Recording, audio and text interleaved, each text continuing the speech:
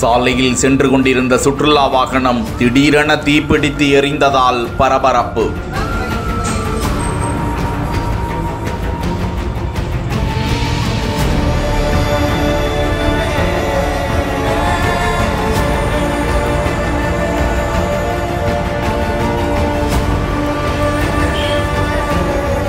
கண்முன்னே எரிந்த வாழ்வாதாரம், கண் கலங்கி நெஞ்சம் பதறி நின்ற ஓட்டுநர்.